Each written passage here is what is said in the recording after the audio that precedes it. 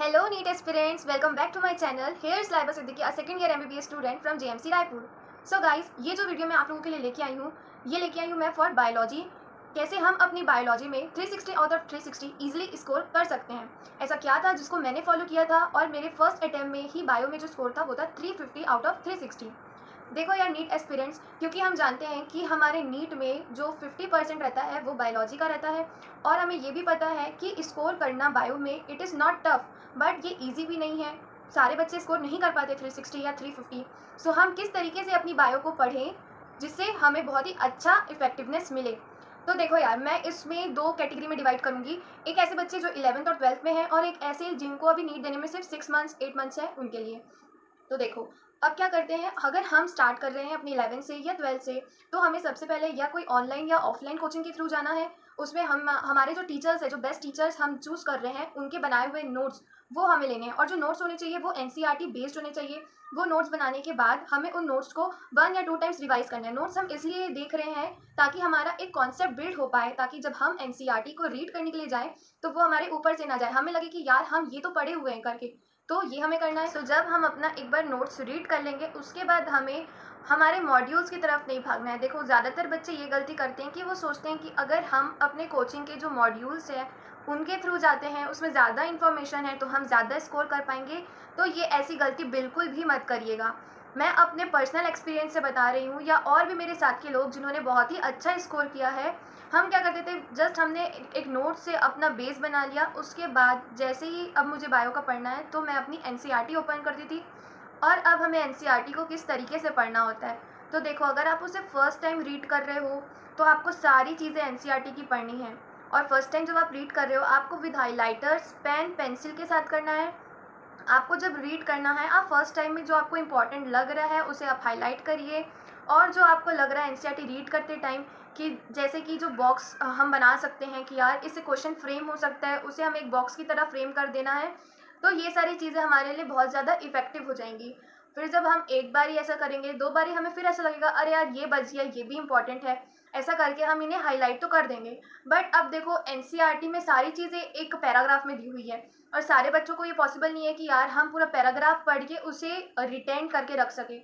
सो हमें रिटेंशन कैसे रखनी है एनसीईआरटी को, जब भी आप अपनी एनसीईआरटी को रीड कर रहे हो, आपको उस जो भी पैरा को आपने उसे रीड किया है, आपको उसे फ्लो चार्ट, डायग्राम के फॉर्म में, पॉइंट के फॉर्म में साइड में लिख लेना है.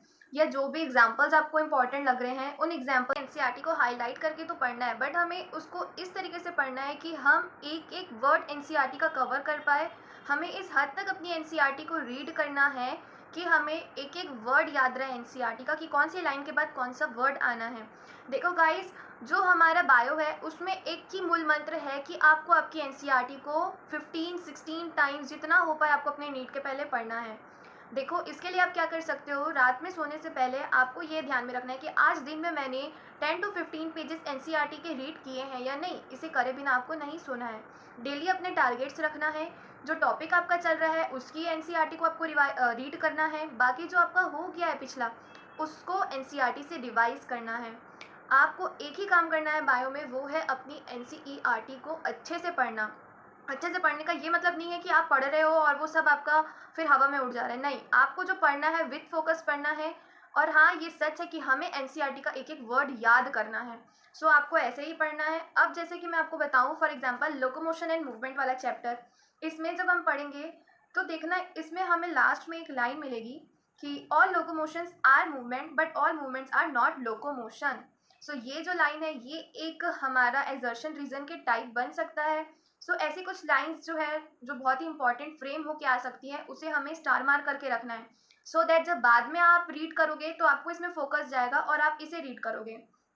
और जो भी हमारे मेन टाइप्स ऑफ मूवमेंट है, जैसे थ्री, इस तरीके से एनसीईआरटी को पढ़ने के साथ साथ हमें इस चीज़ का ध्यान रखना है कि हमारे हर एक टॉपिक के बाद पीछे एनसीईआरटी की समरी गिवन है. मेजॉरिटी ऑफ बच्चे क्या करते हैं कि वो समरी को स्किप कर देते हैं या एक से दो बार ही रीड करते हैं. तो हमें हमारी जो समरी गिवन है उसे भी इस तरीके से पढ़ना है कि उसका हम अच्छे से निचोड़ निकाल सके कि यार किस तरीके से कौन सा क्वेश्चन बन सकता है. मैं आपको लोकोमोशन एंड मूवमेंट में ही बता रही हूँ. जैसे कि हम देख रहे हैं, इसमें हमें पता है बचपन से ही कि जो मसल है, जो सार्कोमियर है, वो फंक्शनल यूनिट होती है हमारे मसल की. बट जब हम इसकी उस समरी में जाएंगे लोकोमोशन एंड मूवमेंट की, तो हमें एक इम्पॉर्टेंट लाइन पता चलती है कि muscle fibre is the anatomical unit of muscle. So जब बच्चे इसे रीड नहीं किए होते तो वो बहुत बारी कंफ्यूज हो जाते हैं कि जब हमारे क्वेश्चन में एनाटॉमिकल यूनिट लिख के आ जाती है तो वो इसका आंसर सार्कोमियर डाल के आ जाते हैं। बट इसमें साफ साफ गिवन है कि जो मसल फाइबर है it is the anatomical unit of muscle. So हमें इस चीज़ का बहुत अच्छे से ध्यान रखना है। साथ ही हमारे जितने भी डिसऑर्डर्स गिवन हैं एनसीईआरटी के, हमें उसे भी अच्छे से पढ़ना है हाईलाइट करके। और जो भी हमारा गिवन है, जैसे कि और हमें गिवन है यहाँ पे मायस्थीनिया ग्रेविस। तो मायस्थीनिया ग्रेविस क्या है? एक ऑटो इम्यून डिसऑर्डर है। तो हमारा एक ऐसा फ्रेम होके भी आ सकता है कि ऑटो इम्यून डिसऑर्डर, तो हमें 4 ऑप्शन दे दिए रहेंगे और हमें मायस्थीनिया ग्रेविस को टिक करना है। तो इस तरीके से हमें एनसीईआरटी को अच्छे से पढ़ना है और मेक श्योर कि जो आप रिवीजन कर रहे हो वो भी आपको अपनी एनसीईआरटी से पढ़ना है। जो भी पॉइंट्स आपने हाईलाइट किए हैं अपनी एनसीईआरटी को रीड कर रहे हो, तो आपको लग रहा है जो आपके नोट्स में इंपॉर्टेंट टॉपिक है जो आपकी एनसीईआरटी में गिवन नहीं है उसे आप स्टिकी नोट्स की तरह भी पेस्ट ऑन कर सकते हो। साथ ही साथ आपको ये ध्यान रखना है कि आपकी एनसीईआरटी की जो भी पैराग्राफ लिखे हैं उसके साइड में एक स्पेस गिवन है। तो जो पैरा में गिवन है हमारा एनसीईआरटी का, उसे हम वहाँ पे पॉइंट्स में लिख सकते हैं। तो इससे क्या होगा, जब हम उसे रीड करेंगे तो ये जल्दी हमारे माइंड में याद रहेगा। अब फॉर एग्जाम्पल मैं आपको ये बता रही हूँ कि हमारा जो बायोलॉजिकल क्लासिफिकेशन वाला चैप्टर है उसमें हमें बहुत सारा ये दिया हुआ है कि प्लांट्स में कौन सा आरएनए होता है, एनिमल्स में कौन सा होता है, बैक्टीरिया में कौन सा होता है। तो ये बहुत ही ज़्यादा कंफ्यूजन क्रिएट कर सकता है। सो इसे भी आप साइड में लिख सकते हैं कि यार प्लांट्स में सिंगल स्ट्रैंडेड आरएनए है, एनिमल्स में दोनों होता है, बैक्टीरिया में डबल स्ट्रैंडेड डीएनए है। सो इस तरीके से हम इसे लिख सकते हैं। अब बात करते हैं हमारी एनसीईआरटी की जितनी भी डायग्राम्स है, 11th की एनसीईआरटी, 12th की एनसीईआरटी, उसके नीचे जो डिस्क्रिप्शन लिखा रहता है, उसकी जो लेबलिंग होती है, ये सारी चीज़ें आपको अच्छे से याद करना है। जितनी बारी आप अपनी एनसीईआरटी को रीड करोगे उतनी बारी आपको इन सब चीज़ों में ध्यान रखना है। बिकॉज एनसीईआरटी के कोई भी डायग्राम से कोई भी क्वेश्चन फ्रेम आउट हो सकते हैं। आइदर लेबलिंग में हो सकता है, आइदर ये डायग्राम क्या शो कर रहा है इसमें हो सकता है। सो आपको इसका अच्छी तरीके से ध्यान रखना है। दूसरा, आपको ये नहीं करना है कि यार हमने एक बार रीड कर लिया, 2 बार रीड कर लिया और अब हम शॉर्ट नोट्स बना देते हैं। देखो, जब आप शॉर्ट नोट्स बनाने जाओगे तो ऐसी बहुत सारी एनसीईआरटी की चीज़ें हैं जो उसमें कवर अप नहीं हो पाएंगी। आपको ये पता है कि आपकी जो भी एनसीईआरटी में गिवन है वो हर एक पॉइंट इंपॉर्टेंट है। एनसीईआरटी में कहीं से भी कोई भी क्वेश्चन उठ के आ सकता है। यार देखो, अगर 100% बायो में जो क्वेश्चन आ रहा है उसका 98% आपका एनसीईआरटी से आएगा। मेजॉरिटी जो क्वेश्चन है वो इसी से आएंगे। बच गए जो 2% क्वेश्चन वो आइदर आपके पीवाईक्यू से आ सकते हैं, आइदर कोई कॉन्सेप्ट से आ सकते हैं। सो हमें ध्यान अपना पूरा एनसीईआरटी में रखना है। सो आप शॉर्ट नोट्स के पीछे ना भाग के अपनी अच्छे से एनसीईआरटी से ही रिवीजन करें।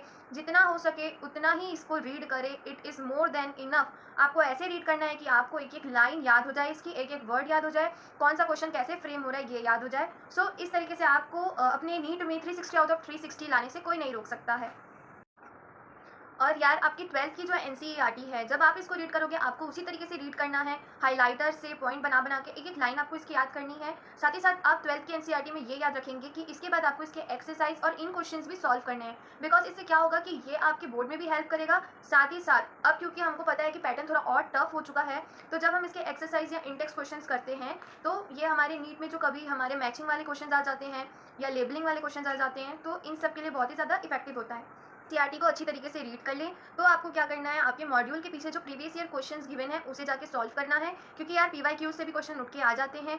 साथ ही साथ आपको क्या करना है कि आपको जाके एक ऐसा ऐप डाउनलोड करना है जिसमें आपको आपके एनसीईआरटी पेज फिल्टर को लगा के आपको क्वेश्चन मिल जाए। एनसीईआरटी बेस्ड उसमें सारे क्वेश्चन आपको लगाने हैं और आपको अपनी मॉड्यूल के पीछे ज़्यादा टाइम वेस्ट नहीं करना है। Just stick on to your NCERT, उसे अच्छी तरीके से रिवाइज करो, उसे अच्छी तरीके से रीड करो। And it is more than enough कि आपके बायोलॉजी के मॉक टेस्ट हो या फिर आपके जो भी हो फाइनल एग्जाम्स, उसमें आपके बहुत अच्छे स्कोर बन सकते हैं। सो आपको यही करना है। इससे क्या होगा कि जब आप अपने एग्जाम्स दोगे, मॉक टेस्ट दोगे, सो जो आपके 3 आवर्स रहते हैं उसमें से आपके सिर्फ और सिर्फ 30 मिनट्स में बायोलॉजी सॉल्व हो जाएगी। क्योंकि मैंने ऐसे ही किया है, हर अपने मॉक टेस्ट में मुझे सिर्फ और सिर्फ 30 मिनट्स ही लगे हैं अपनी बायोलॉजी को सॉल्व करने में। और ये क्यों हो पाया है? क्योंकि मैंने अपनी एनसीईआरटी को मल्टीपल टाइम्स रीड किया है, उसे अच्छी तरीके से मेमोराइज करके रखा है। सो गाइज, आप भी ये फॉलो करें और प्लीज़ मुझे कमेंट सेक्शन में बताएं कि आपको ये कैसा लगा और आपको कोई डाउट हो तो प्लीज़ पूछें।